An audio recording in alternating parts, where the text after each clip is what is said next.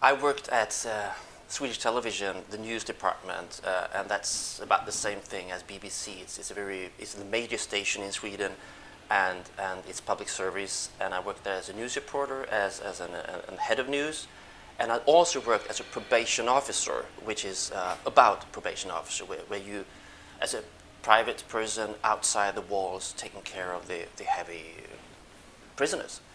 And then I found that for several years I found a missing link, where I missed the link between reality and prison life. So as soon as my guys were released from prison, whatever we did with them, how much we ever helped them, they ended up in the same prison, in the same cell, doing the same stupid crime thing.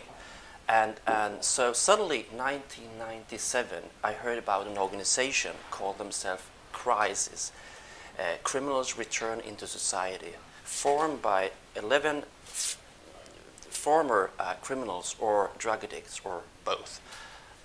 And they had an idea of meeting up by the wall the day of release and taking the prisoner to a new place.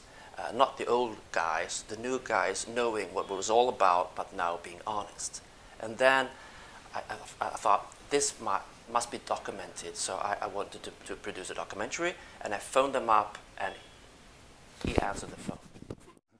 And on the other side of the receiver, I think I heard a person present himself, and then I thought he was from the south of Sweden.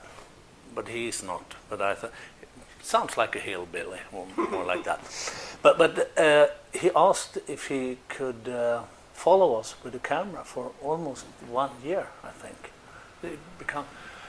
And although I'm one of the founders of CREASE, of course, and so I asked the other guys around there, is this okay?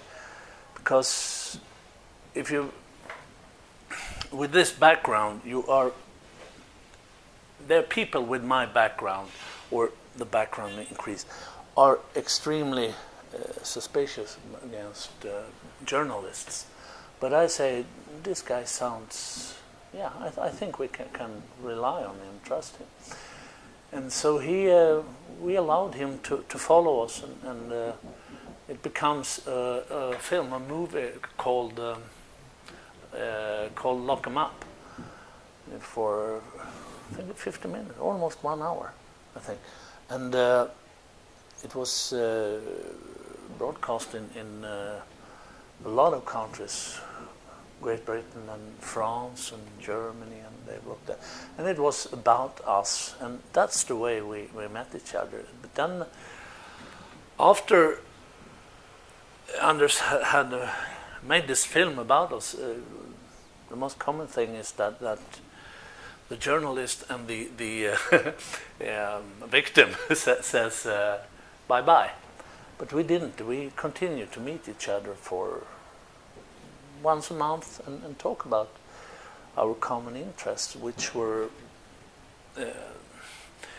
of course, addiction, but we were talking about this because I've been a good guy for a couple of years. I was allowed in Sweden to become a parole officer, just like Anders.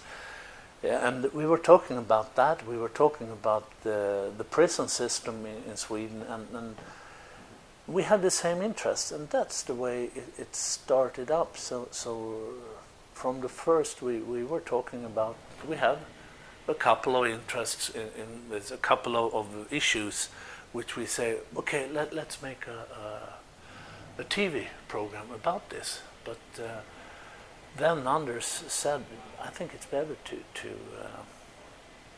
write books about those problems, and it was.